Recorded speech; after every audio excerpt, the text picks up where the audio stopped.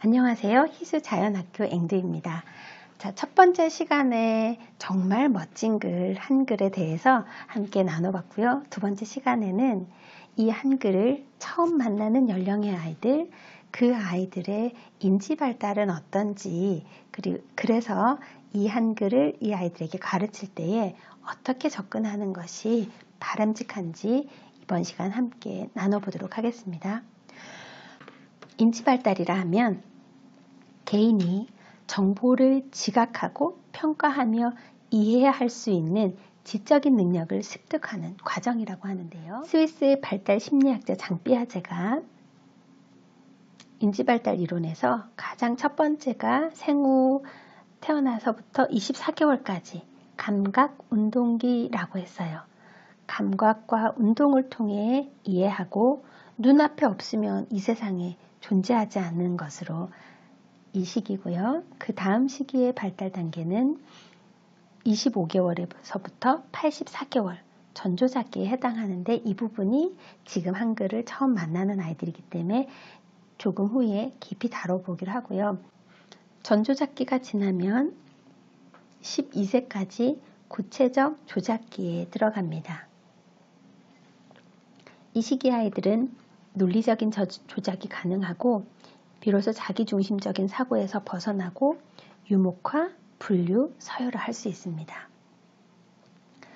사춘기 이후에는 형식적 조작기로 형식적 사고, 가설적 사고, 과학적 사고, 이상주의적인 사고를 할 수 있는 나이가 되거든요.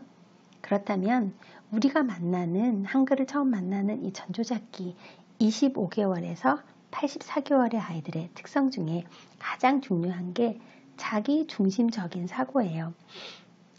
이거는 지금 표창이잖아요. 아이는 표창을 너무 좋아해요. 아빠의 생일이 되었어요. 아빠가 뭘 좋아하실까? 그래, 표창은 정말 재밌어. 아빠는 표창을 선물 받으면 너무 기뻐하실 거야. 하고 아빠에게 표창을 선물해 주죠. 그리고 요맘때 아이들이 아빠, 나는 아빠랑 결혼할 거야 하는 아이들도 있어요. 자기가 사랑하는 사람과 결혼할 수 있다고 생각하는 거죠. 그리고 삐아제의 세계의 산이라는 테스트가 있는데요. 자, 남자아이의 시선에서는 산이 하나밖에 보이지 않잖아요. 삐에로 인형이 보면 산이 3개가 있어요. 아이들이 남자아이 시선에서 바라봤을 때 산이 하나밖에 보이지 않는데 삐에로의 시선에서 보면 3개가 보일 수 있다고 생각하지 못하고요. 한 면만 바라봐서 이 삐에로도 산이 하나만 보일 것이다 라고 자기중심적으로 생각합니다. 그리고 같은 컵에, 같은 모양의 컵에 같은 양의 물을 담았어요. 그리고 나서 아이가 있는 앞에서 좀 더 넓은 그릇을 가져와서 한쪽 컵의 물을 거기다 그대로 담았어요. 물의 양이 어떻게 됐을까요? 라고 물었을 때 아이들은 어떻게 하냐면요. 긴 것에 집중한 아이는 선생님 이게 길쭉하니까요. 여기에 물이 더 많아요. 또 넓은 것에 집중하는 아이는 선생님 이게 넓으니까 이게 더 많아요. 이렇게 생각해요. 눈앞에서 같은 양의 물을 부었는데 같다고 생각하지 않아요. 아이들은 현재 눈에 보이는 것 내 중심적으로 생각하거든요. 그래서 이렇게 사고를 하고요.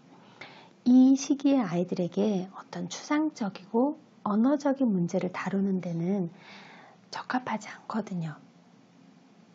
그리고 이런 발달이 하루아침에 이제 84개월이 지났으니까 넌 이제 구체적 조작기구나 이러지 않아요.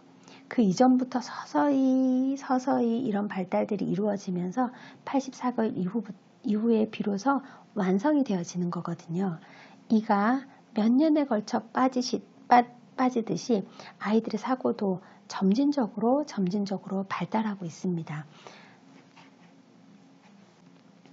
그렇다면 한국의 누리교육과정, 유치원 교육과정에서 한글을 어디까지 가르쳐야 된다라고 말하고 있냐면요. 읽기에 흥미를 가지게 하고 쓰기에 관심을 가지게 하라라고 되어 있어요. 이게 최근에 한 학교에서 입학할 학생에게 보내준 안내문이에요. 거기 4번의 나라고 보면 위에서 6번째 줄 보면 입학 전에 지나치게 문자 혜택을 시킨다거나 교과서를 가르칠 필요가 없다라고 명시가 되어 있어요. 교육과정이 그렇게 되어 있거든요. 잘못된 필순지도나 연필 잡는 자세가 처음부터 잘못되면 그것을 바로잡는 게 사실 더 힘들거든요. 그래서 크레파스나 색연필 정도로 신문지나 큰 종이에 마음껏 그려보고 선의 움직임을 부드럽게 해주고 그리고 필순에 맞게 자기의 이름을 쓰는 정도의 지도는 그까지만 하라고 되어 있어요. 그리고 나서 나머지는 학교에서 하는 거죠.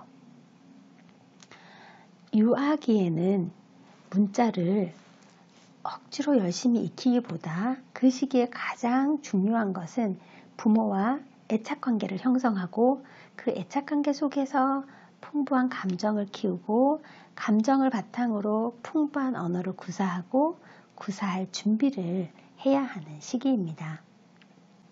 언어는 사람의 생각과 마음의 거울이고 삶이기 때문에 언어를 정말 제대로 사용할 수 있게 하기 위해서는 너무 이른 시기에 강압적으로 접근하는 것은 바람직하지 않습니다. 그래서 공교육이요, 이것을 중요하게 생각했기 때문에 시간이 짧다가 2011년에 27시간, 현재 2017년에 얼마로 바뀌었냐면요, 62시간으로 정말 많이 늘어났어요. 그리고 거기에 이것으로 충분하지 않을 경우 시간을 더 편성하여 가르치라고까지 지침이 내려와 있어요. 그러나 안타깝게도 읽고 쓰지 못하는 아이들 홍인재 선생님이 쓰신 책에 보면 현직에 계신 선생님들은 한글 지도 방법을 체계적으로 배운 적이 없다라고 하였습니다. 그럴지라도 국가교육과정의 한글은 초등학교 1학년 과정에서 가르치도록 분명하게 명시가 되어 있고요. 그래서 읽고 쓰기를 가르치는 것은 부모와 가정이 아니라 공교육의 영역임을 분명히 하고 있습니다. 그래서 초등학교에 들어가면 이 아이들에게 차근차근 문자를 가르치시고 그럴 때에 단순히 글자를 암기하도록 하는 것이 아니라 그 언어를 사용해서 언어적인 상상력을 충분히 발휘할 수 있도록 그 언어가 이 아이 속에 충분히 흡수될 수 있도록 충분한 시간을 주는 게 너무 중요합니다. 단순히 문자를 빨리 통문자로 막 읽게 해서 암기하게 하는 것은 발달 단계상도 맞지 않습니다. 이렇게 공교육에서 한글을 제대로 가르치는 선생님이 드물다 보니까 사교육들이 엄청나게 늘어났죠. 육아정책연구소의 그 연구 결과를 보면 영유아 사교육 비율이 84%나 된다고 합니다. 그런데 영유아 때 사교육은 아이들의 마음의 벽만 키운다고 보도가 되어 있습니다. 사교육을 받지 않은 아이들보다 심각한 정서, 사회적 문제행동을 보이는데요. 사교육을 받았던 기간이 길수록 문제행동의 수준이 심각해집니다. 사교육을 많이 해서 생긴 아이들의 마음의 병은 부모와의 관계가 악화되고요. 그리고 감정 조절의 어려움을 많이 느끼고 그리고 낮은 자신감, 집중하지 못하는 산만함, 그리고 학습 거부 등으로 아이들에게 나타나고 있습니다. 그런데 간혹 그래요. 우리 아이는 어렸을 때 시켰는데 뭐 그런 거 없습니다. 아주 잘한다고요. 라고 하죠. 그런데 어린 아이들은 부모의 사랑을 잃으면 큰일 나는 줄 알아요. 그래서 부모님들이 시키면 그것에 맞춰서 싫어도 열심히 해줘요. 그러면서 아이가 자기가 원하는 것을 하는 것이 아니기 때문에 분노가 쌓이게 되죠. 자기 수준에 맞지 않는 걸 할 때에 아이들의 쌓이는 분노는 청소년기에 비로소 걷잡을 수 없게 된답니다. 그래서 공부만 시킨 아이들은 우수하지만 약해서 사회에 나갔을 때 타인의 기쁨을 함께 공유하지 못한다고 합니다. 그렇다면 선진국에서는 문자교육을 언제 할까요? 핀란드에서는 유아에게 문자교육을 해도 되고 안 해도 되는 것이 아니라 아예 금지시키고 있습니다. 하면 안 된다는 거죠. 그리고 독일에서는요, 1학년 때 문자 교육을 알파벳을 가르쳐요. 그리고 2학년 때 단어를 가르치고 3학년 때 비로소 문장을 가르친다고 합니다. 이렇게 선진국에서는 적기에 천천히 습득되도록 하는데 한글은 그렇게 하지 않아요. 가르치면서 막 아이에게 닥달하기도 하고 재촉하기도 하죠. 아빠가 좀 전에 가르쳐준 거잖아. 그걸 왜 모르니? 라고 하는데 이렇게 되면 아이가 한글 공부가 부담스럽게 되고 자존감도 자꾸만 떨어지게 됩니다. 그래서 아이들은 이 전조잡기 아이들은 개념과 논리로 만나는 것이 아닙니다. 그렇게 자꾸만 하다 보면 결국은 아이의 마음과 육체가 손상이 될 수밖에 없죠. 일찍 가르쳐도요. 너무 기대하지 마세요. 문해력은 늦게 가르치는 다른 나라들보다 훨씬 더 떨어집니다.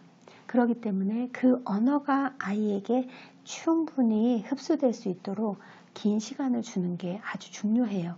그렇게 빨리 가르친다 하더라도 한국 대학생들이 읽기는 읽어도 그 글의 의도나 주제를 모르는 아이들이 늘어나요. 그것을 문해맹이라고 하는데 대학생들도 글을 줄줄줄 읽지만 그 글 속에 있는 주제와 의도를 파악하는 건 어렵다고 합니다. 그래서 문자 이해가 아이의 체험과 감성에 내면화될 수 있는 충분한 시간을 주어야 합니다. 그래서 이 아이들이 한글을 생각했을 때에 최대한 감성적이고 발달 단계의 순리대로 그렇게 느끼고 음미하도록 가르치는 것이 아이들을 살리는 것입니다. 한글은 이렇게 큰 족쇄처럼 이걸 빨리 떼고 치우자 하는 수준의 것이 아닙니다. 그렇다면 이 한글을 언제 아이들에게 어느 시기에 가르치면 아이들에게 가장 좋을까요? 그것은 연필을 잡을 수 있는 단단한 악력이 생긴 이후에, 손을 쥐는 힘 생긴 이후에, 그리고 정수리 위로 팔을 올려서 다른 쪽 귀가 만져질 때에 이게 어느 정도 신체의 균형이 이루어졌다는 뜻이거든요. 그래서 아이들의 어떤 기초 감각들이 안정이 된 이후에 바른 시기라고 할 수 있고요. 그리고 유치가 빠지면서 이제 서서히 내가 유아기 때의 몸에서 이제 기초 감각들이 완성되었습니다 라는 표시로 유치가 하나 둘씩 빠지거든요. 천리가 빠졌다고 바로 시키라는 것이 아니라 어느 정도 아이가 이가리를 조금 더 하기 시작하면 그때부터 이제 서서히 전조잡기에서 벗어나서 구체적 조잡기로 접어 들어가고 있다라고 생각하시면 돼요. 악력이 생기고 팔이 어느 정도 신체 균형이 맞춰지고 유치가 빠지고 나면 아이들과 함께 즐겁고 행복한 한글 교육을 시작하셔도 좋습니다. 그렇다면 이 한글을 가르치는 방법에 대해서 소개하려고 합니다. 이렇게 희주자연학교 선생님들처럼 적어도 훈민정음, 해례본이 어떻게 써져 있는지 몇 권만 읽으면 세종대왕의 의도나 또 해례본의 구성을 알 수가 있거든요. 그래서 그 창제 원리를 충분히 인지한 교사가 아이들에게 처음 접할 때 몸이 풀릴 수 있도록 아이들과 함께 리듬 활동도 하고, 그리고 한글 기억을 가르치는 날이면 기억에 관한 이야기를 듣고, 그리고 그것을 다시 시로 만나기도 하고, 기억을 표현할 때 혼자서 몸으로 기억을 표현하기도 하고, 여럿이서 야 우리 기억을 한번 만들어 볼까? 씨앗으로는 기억을 어떻게 해볼까? 자연에 나가서 막대기로 기억은 어떻게 생겼을까? 그리고 우리가 좋아하는 콩주머니로 한 번 더 기억도 만들어 보자. 그리고 그것을 또 쓰기로 들어가요. 허공에다 갖다 써보기도 하고, 모래바닥에 써보기도 하고, 친구 등에도 써보기도 하고, 또 종이 위에도 써보기도 하면서 이야기로도 만나고 시로 만나고 몸으로 만나면서 아이들이 충분한 시간으로 한자 한자를 음미할 수 있도록 합니다. 여기에 희수자연학교 졸업생이 쓴 일기거든요. 작년 8월 6일에 오늘 비가 왔다. 난 비 오는 날이 좋다. 우리나라도 비가 꼭 필요하다. 식물과 꽃도 비, 태양, 흙이 있어야 잘 자란다. 왜 비를 좋아하냐면 내가 좋아하는 색인데다 내가 가장 좋아하는 자연이기 때문이다. 그리고 내가 가장 좋아하는 물놀이 할 때 꼭 필요하기 때문이다. 물은 내가 가장 좋아하는 자연색, 물놀이 등등 가장 많이 필요하다.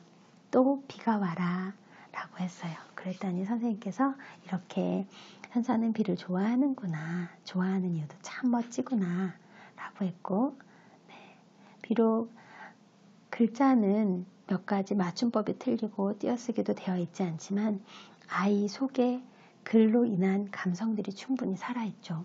천국 같은 휴가다. 쉬는 날이 또 와라. 왔으면 좋겠다. 아쉬운 이별. 오늘 사슴벌레를 풀어줬다. 사슴벌레도 우리의 4번째 가족이었다. 하지만 사슴벌레도 진짜 가족이 그리웠을 거다. 사슴벌레가 그립다. 너무 감성적이죠. 네. 소풍 가는 날, 즐거운 소풍날 이렇게 했을 때 선생님께서 현서 일기 진짜 최고, 현서에게 좋은 추억이 되어서 선생님도 기쁘네. 네, 이렇게 선생님들도 써주셔요. 학교 선생님들께서는요, 아이들이 글자를 모른다고 야단치시거나 다그치지 않으세요. 이렇게 격려해 주시고 함께 힘이 되어 주시거든요. 이렇게 아이들에게 다소 글자가 틀리거나 띄어쓰기가 되지 않아도 용기 주신답니다. 아이들이 삶이 힘들 때 적어도 유아기는 행복을 마음껏 경험해 봐야지만 더 힘든 시기 사춘기나 사회생활 하면서 어려운 일이 생기면 그때에 어렸을 때 행복했던 추억을 꺼내서 힘을 가질 수 있습니다. 글자를 조금 더 일찍 가르치기 위해서 이 여린 유아기에 아이에게 상처를 주는 것은 너무 큰 것을 잃어버리는 겁니다. 그래서 글자 하나 떼기 위해서 아이들에게 상처 주지 않도록 우리 모두 애써 봅시다. 다음 영상은요, 이렇게 훈민정음 해례본의 그 글자를 토대로 해서 아이들과 직접 수업하는 영상으로 연결해서 보시도록 하겠습니다. 감사합니다.